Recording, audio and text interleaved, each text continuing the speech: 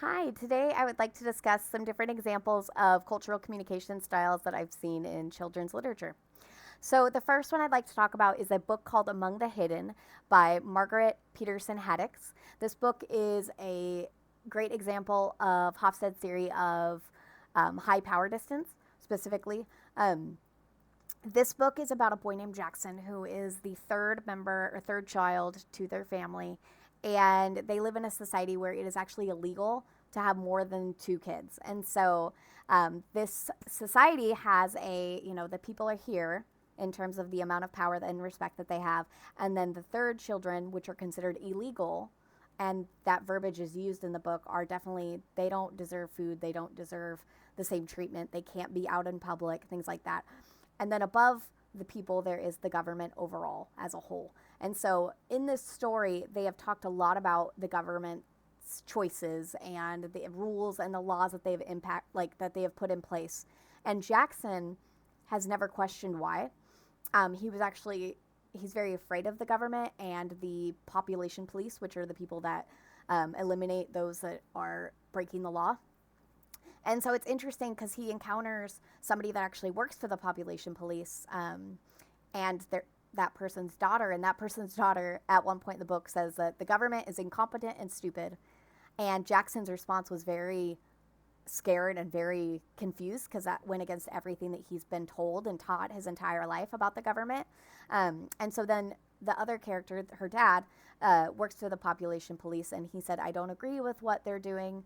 I don't agree with what they do. I try to sabotage them as much as I can. And then he explains how everything came to be and how these laws came to be. And so one of the quotes that really shows the power dynamic is, when General Sherwood came to power, he promised order and food for all. And by then, that was all the people wanted and all they got. And so it's showing that, like, especially General Sherwood has this huge power over this entire community. And it kind of is just one viewpoint of a specific family and a specific child. So it's a really good example of a totalitarian style of living and the different power dynamics and the high power distance that occurs in that society. The other example I'd like to talk about is a book called Crenshaw by Katherine Applegate. This book is a fantastic book and it's a great example of individualism and collectivism together.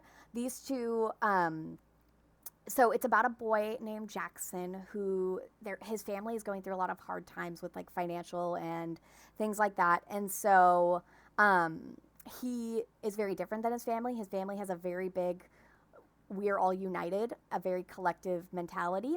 And so at one point, Jackson mentions that everybody in their family is named after something or somebody. And so then he goes on to these examples. And then when he named his imaginary friend that he created, he said that he really liked that name because it felt like a fresh piece of paper. And so that kind of shows the collectivism society or collective mind state that he was raised in and his individualistic viewpoints that are kind of coming out. And so their family is going to be doing a garage sale to sell stuff. And so it's kind of like, you're going to sell your stuff and it's going to go to the family to pay for rent and things like that, utility and things like that that are important. So that's a very interesting example of that. He also talks about just overall, it's a very contrasting perspective from both of them, like from Jackson and then his family. It's very different. There's one point in the book where Jackson's looking at his family laying on the bed, and he says, looking at my family all there together, I felt like a relative from out of town. Like I belonged to them, but not as much as they belonged to each other. And that's a great example of, like, they're very collectivism, they're very family focused.